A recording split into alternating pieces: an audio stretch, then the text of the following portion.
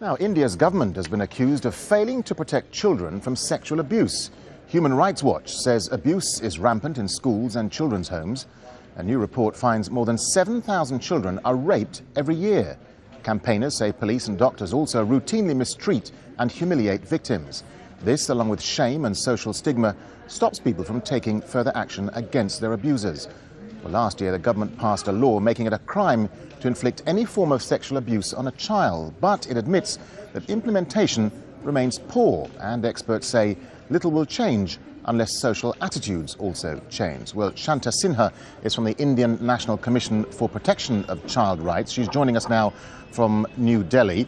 Shanta Sinha, this report highlights that the Indian government isn't doing enough to protect children from sex abuse. What's your response to that?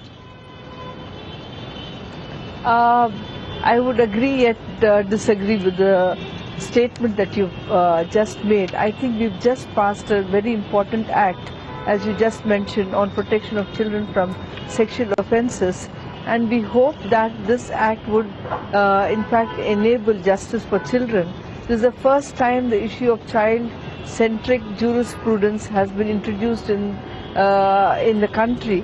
It has several sections which are child-friendly, but at the same time, as you say, implementation would be a challenge, and we will have to work hard really to give confidence to children and their families to break silence and to see that they go through the system of justice, and where the system of justice should become a system of healing rather than re-victimization. Yeah, but I mean, the law in itself that you've passed is not going to stop the problem of child abuse, sexual child abuse in India. I mean, if the system is poorly policed and offenders aren't caught and punished, then it's useless, isn't it?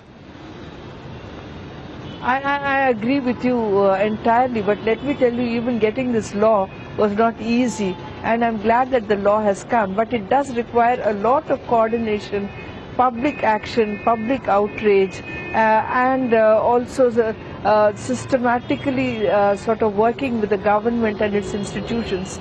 It also requires greater investments in child protection systems.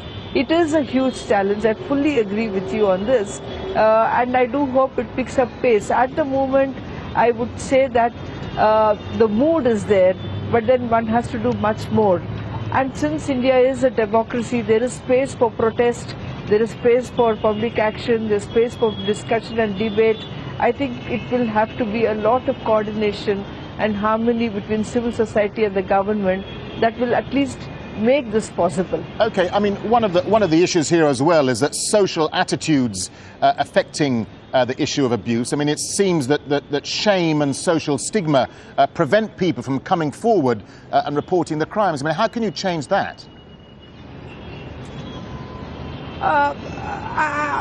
Again, I must say this is a huge challenge, but then there has to be I really congratulate the Human Rights Watch for bringing up this issue, and that there is so much of discussion on it, but it has to happen on the ground. There have to be vigilance committees on it, and everybody in the neighborhood should be alert and not think of it as if it was a private matter and it has got nothing to do with them.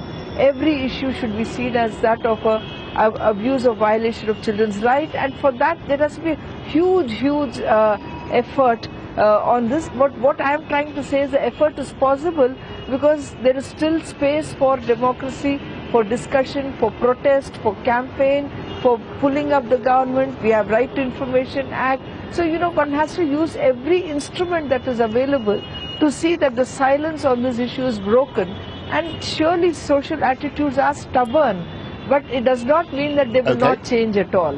Shanta Sinha, thank you very much for talking to Al Jazeera.